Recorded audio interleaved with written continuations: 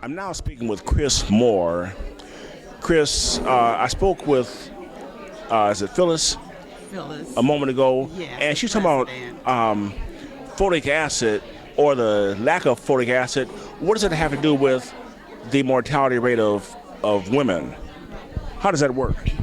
First of all, folic acid is one of the essential B vitamins, and one of the key roles that it has is helping with the formation of the neural tube, which has to do with spine and development early on. And it is one of the key ingredients or key vitamins that is in prenatal vitamins.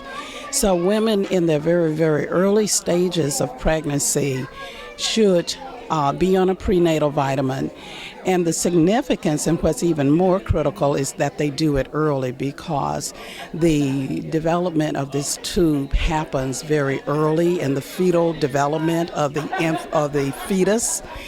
And the lack of it could lead to serious complications such as mental retardation eventually.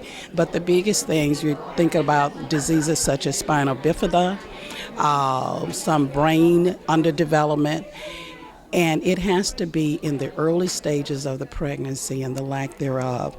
One of the things that's important is that the amount of folic acid that one requires normally is increased significantly because of the role that I just explained.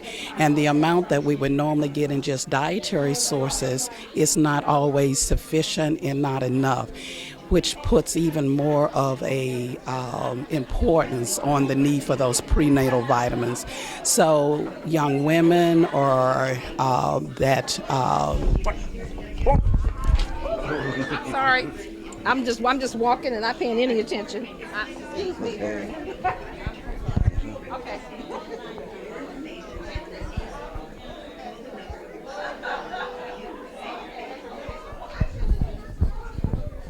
Okay, now, as you were saying, As I was saying, the critical nature of this is that those prenatal vitamins needs to be part of the regimen for all women during pregnancy, and it has to start early, because that neural tube is one of the things that's developed very early in the pregnancy, and to go, say, second and third trimester, really you're doing an injustice to the mother as well as to the infant.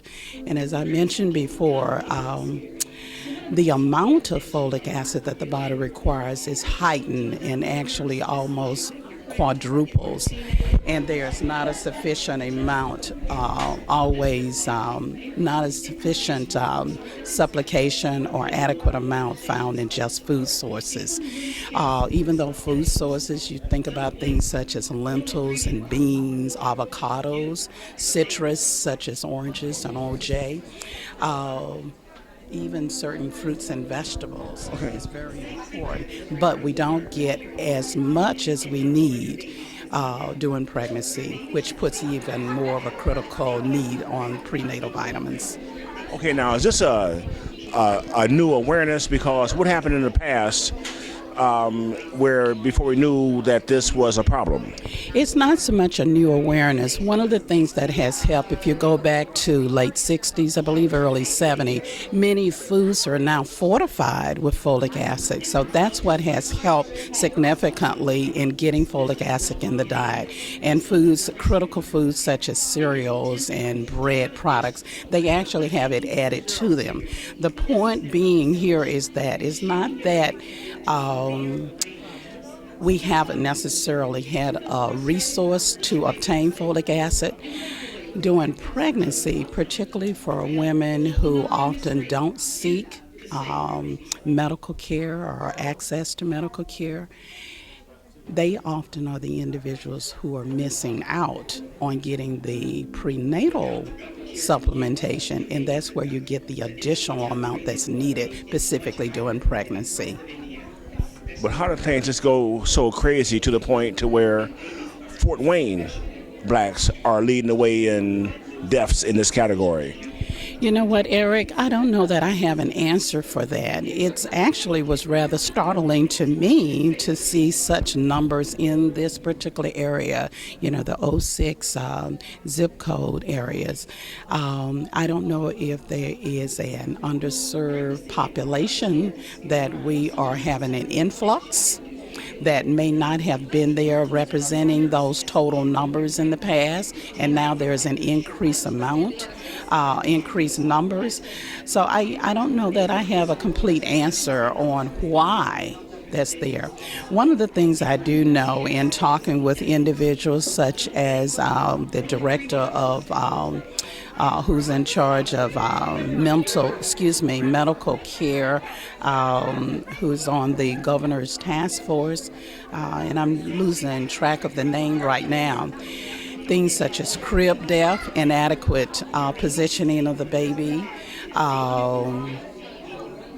education, diet, all of those are key components that I know that increases the risk. Those are kind of the three big things that have been isolated as being part of the cause of infant death, or what we call SIDS.